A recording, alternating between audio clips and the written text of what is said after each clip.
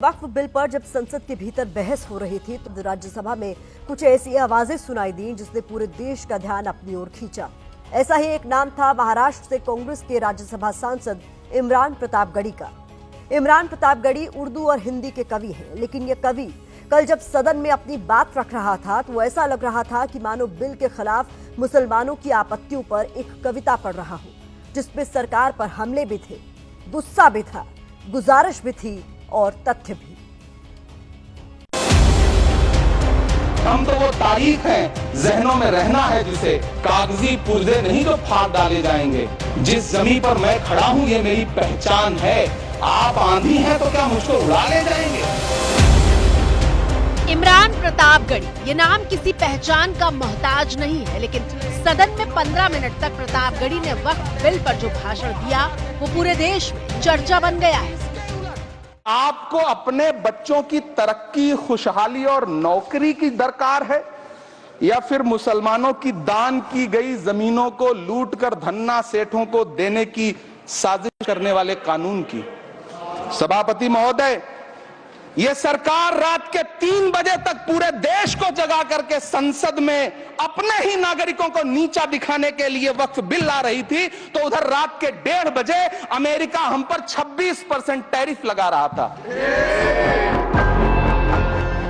कांग्रेस के राज्यसभा सांसद इमरान प्रतापगढ़ी बार बार अपने भाषण में सरकार से सवाल पूछ रहे थे कि मुसलमानों के साथ परायों जैसा बर्ताव क्यों किया जा रहा है। किरण रिजिजू जी कह रहे थे कि रेलवे की जमीनें देश की जमीनें हैं, डिफेंस की जमीनें देश की जमीनें हैं। हाँ मंत्री जी, हैं, बिल्कुल हैं। ये जो वक्फ की जमीनें हैं ये हमारे पुरखों ने धार्मिक कामों के लिए डोनेट किया है, तो हम भी तो इसी देश के नागरिक हैं, हम भी तो इसी देश के बेटे हैं, तो वक्फ की जमीनें भी तो इसी देश की जमीनें हैं। उनको पराया क्यों बोलते हैं आप?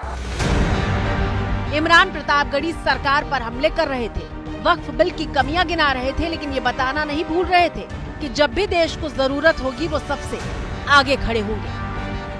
मैं इस सदन में अलल ऐलान ये कहता हूं कि जब भी इस देश की जमीन को लहू की जरूरत होगी, आपसे 2 कदम आगे इमरान खड़ा मिलेगा। ये मैं आपसे यकीन दिलाते हुए कह रहा हूं। चरागों के सफर में दबदबा हो आंधियों का तो फिर अंजाम जुल्मत के सिवा कुछ भी नहीं होगा।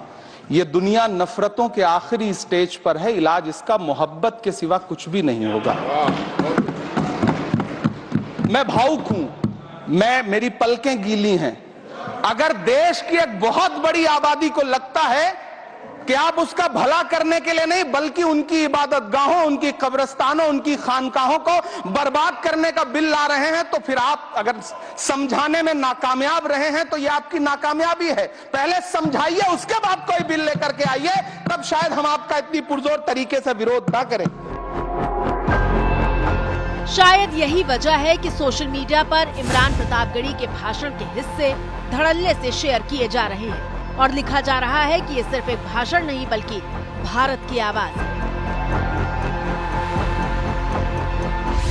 किसी ने इमरान प्रतापगढ़ी के भाषण को दहाड़ बताया तो किसी ने मुसलमानों की हुंकार कहा। तो सवाल ये है कि क्या इमरान प्रतापगढ़ी मुसलमानों के नए नेता बनकर सामने आ चुके हैं? आपको धर्म की अफीम सुंघा करके, आपको नफरत की अफीम सुंघा करके, आपके आटा, चावल, दूध, दही, पनीर, छाछ, लस्सी, यहां तक कि कफन तक पर टैक्स लगा दिया है और आपको पता तक नहीं है। उत्तर प्रदेश के प्रतापगढ़ के रहने वाले इमरान प्रतापगढ़ी को करीब 2.5 साल पहले कांग्रेस ने राज्यसभा भेजा था। 2.5 साल में इमरान प्रतापगढ़ी ने कांग्रेस पार्टी में मुसलमानों के नेता के तौर पर खुद को स्थापित करने का काम किया है। तुमने एक रंग के ख्वाब देखे मगर हमने हिंदुस्तान को तिरंगा दिया। ये तिरंगा बदन पर लपेटे हुए एक दिन इस जमीन में उतर जाएंगे। मत समझना डराने से डर जाएंगे, अब के सारी हदों से गुजर जाएंगे। सिर्फ 37 साल के इमरान प्रतापगढ़ी कांग्रेस के अल्पसंख्यक विभाग के अध्यक्ष हैं और सोनिया से लेकर राहुल गांधी तक के साथ अक्सर मौजूद दिखते हैं। इमरान प्रतापगढ़ी यश भारती पुरस्कार से नवाजे जा चुके हैं। तमिलनाडु और पुदुचेरी में ऑल इंडिया कांग्रेस कमेटी के इंचार्ज भी रह चुके हैं। प्रधानमंत्री जी की सैकड़ों बार थपथपाई गई मेज के बीच अंतरिम बजट पेश किया गया और बड़े बड़े दावे किए गए।